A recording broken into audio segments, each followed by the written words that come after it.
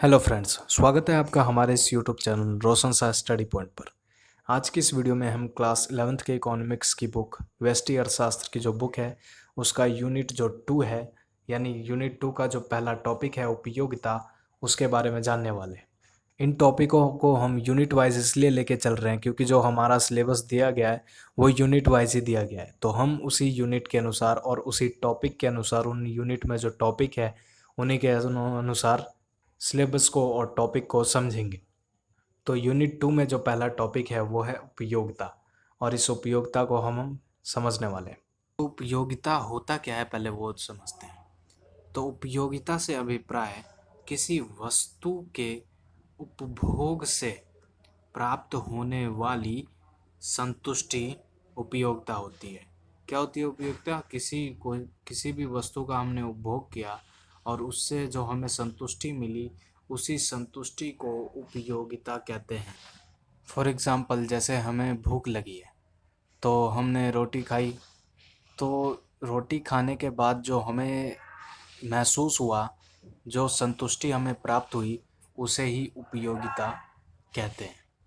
यहाँ पर रोटी जो है वो एक वस्तु है, और जब उस वस्तु को यानी उस रोटी को हमने खाया तो उसको उपभोग कहा जाएगा, और उससे जो हमें संतुष्टि मिली वो संतुष्टि क्या कहलाएगी? उपयोगिता कहलाएगी।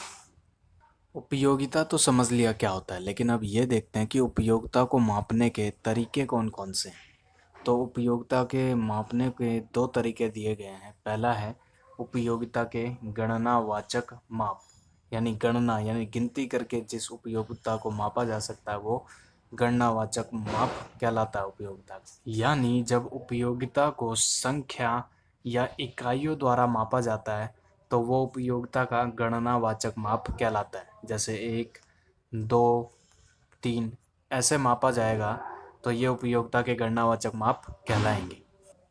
दूसरा है उपयोगिता का क्रमवाचक माप। इसमें क्या होता है कि जब उपयोगिता को अधिक या निम्न के अनुसार तुलना के रूप में मापा जाता है तब उपयोगिता का क्रमवाचक माप आता है। यानी जब किसी वस्तु की उपयोगिता को किसी के साथ तुलना करके बताया जा सकता है कि हाँ ये इससे अधिक है, या इससे अधिक निम्न है, या कम है, ज़्यादा है, किसी से तुलना करके बताया जाता है तो वो क्या कहलाता है? उपयोगिता का क्रमवाचक माप कहलाता है। अब कुल उपयोगिता क्या होता है? तो कुल उपयोगिता क्या होता है कि ये एक वस्तु के सभी इकाइयों का उपभोग करने से प्राप्त होने वाली उपयोगिता का कुल जोड़ है। कुल उपयोगिता क्या है कि किसी वस्तु की अगर सभी इकाइयों का उपयोग कर लिया जाता है, उपभोग कर लिया जाता है, तो उससे जो उपयोगिता प्राप्त होती है उसी उपयोगिता के कुल जोड़ को कुल उपयोगिता कहते हैं। या दूसरे शब्दों में कहे तो सीमांत उपयोगिता का कुल जोड़ कुल उपयोगिता कहलाता है। चलो ठीक है, समझ लिया कि हाँ किसी कोई वस्तु है और उसकी सारी इकाइयों का उपभोग कर लिया और उससे जो उपयोगिता मिली उसके टोटल जोड़ को, उसके कुल जोड़ को कुल उपयोगिता कहते हैं। ठीक है, इसकी एक और परिभाषा है कि हाँ सीमांत उपयोगिता का अगर कुल जोड़ है तो वो भी क्या कहलाएगा? कुल उपयोगिता कहलाएगा।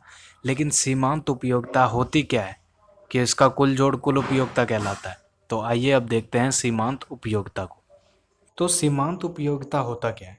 किसी वस्तु की एक अधिक इकाई का उपभोग करने से प्राप्त होने वाली अतिरिक्त उपयोगिता सीमांत उपयोगिता कहलाती है। यानी कि किसी वस्तु की इकाई का उपभोग किया, ठीक है, किसी वस्तु का उपभोग किया, और जब उसी वस्तु का दूसरी बार उपभोग किया या तीसरी बार उपभोग किया, यानी एक अधिक इकाई का उपभोग किया, तो उस इकाई के उपभोग करने से जो अतिरिक्त उपयोगिता प्राप्त होती है उसे सीमांत उपयोगिता कहते हैं।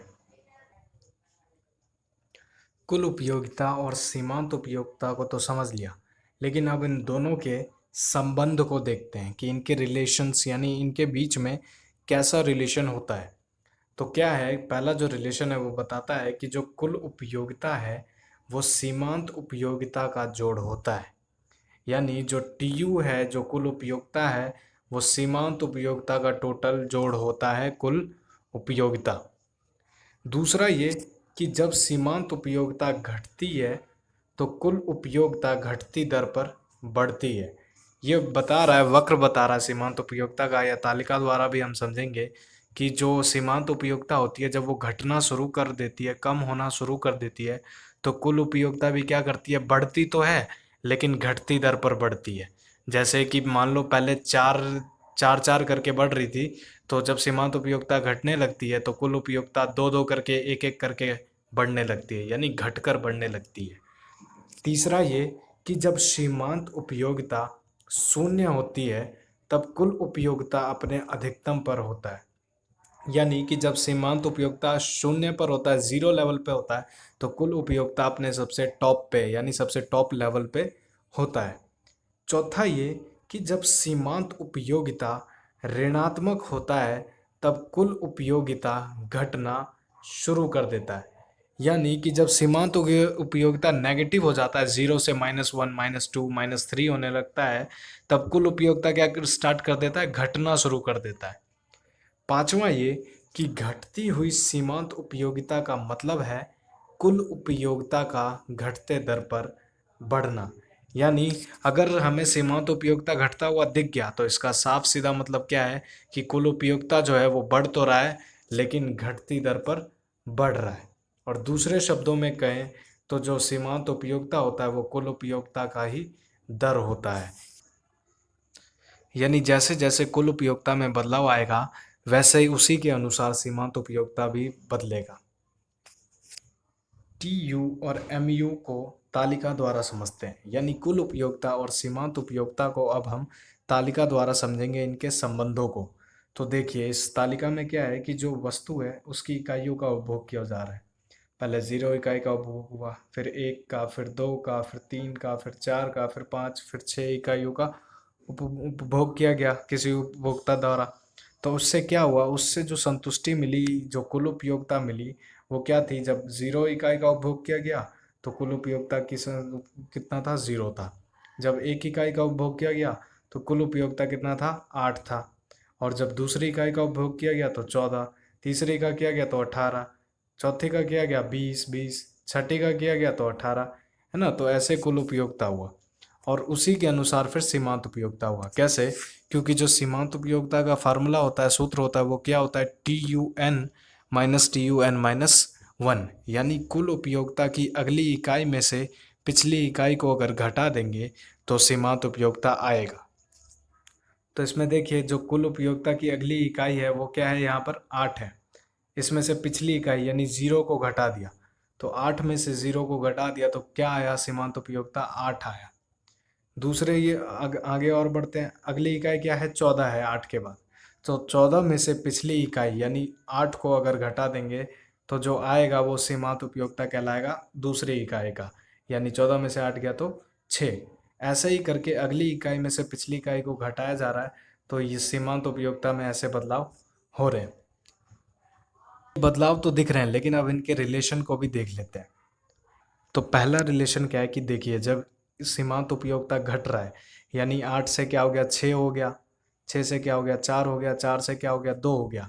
तो जब सीमांत उपयोगिता घट रहा है तो कुल उपयोगिता बढ़ तो रहा है लेकिन घटती दर पर बढ़ रहा है। ये पहला रिलेशन देख लो, बढ़ रहा है। 8 से 14 कितने की बढ़त हुई, 6 की। 14 से 18 कितने की बढ़त हुई, 4 की। 18 से 20 कितने की बढ़त हुई, 2 की। तो 4, 6, 4, 2, तो ये घटती दर पर यहाँ पे कुल उपयोगिता बढ़ रहा है। दूसरा संबंध ये कि जब सीमांत उपयोगिता अपने शून्य पर होता है तब कुल उपयोगिता अपने सबसे टॉप पर होता है, यानी सबसे अधिकतम पे होता है। देखिए जो 20 है इन इसके लिस्ट में सबसे अधिकतम है, तो सबसे टॉप पर है जब ये 20 है, और जब सीमांत उपयोगिता क्या है, 0 है। तीसरा संबंध ये है कि जब कुछ सीमांत उपयोगिता नेगेटिव हो जाता है, ऋणात्मक हो जाता है, देखिए जैसे यहाँ पे -2 हो गया है, तो कुल उपयोगिता क्या होता है, घटना स्टार्ट कर देता है। जैसे 20 से क्या हो गया, 18 हो गया। तो यही रिलेशन सीमांत उपयोगिता और कुल उपयोगिता का है कि जब सीमांत उपयोगिता घटेगा तो कुल उपयोगिता घटती दर पर बढ़ेगा, और जब सीमांत उपयोगिता शून्य होगा तब कुल उपयोगिता अपने सबसे टॉप पर होगा यानी अधिकतम पर होगा। और तीसरा ये है कि जब सीमांत उपयोगिता ऋणात्मक हो जाएगा तब कुल उपयोगिता घटना शुरू कर देगा। उपयोगिता और सीमांत उपयोगिता के संबंध को वक्र द्वारा भी यहाँ पर समझते हैं। इस वक्र में ये जो वक्र है ये कुल उपयोगिता का है और ये जो वक्र है ये सीमांत उपयोगिता का है। इसमें क्या है, पहला संबंध देखिए कि जो सीमांत उपयोगिता है जब ये घट रहा है तब कुल उपयोगिता क्या कर रहा है, बढ़ तो रहा है लेकिन घटती दर पर बढ़ रहा है। दूसरा ये कि जब सीमांत उपयोगिता अपने शून्य पर है तब कुल उपयोगिता अपने सबसे टॉप पर है, इससे ऊपर कुल उपयोगिता गया ही नहीं।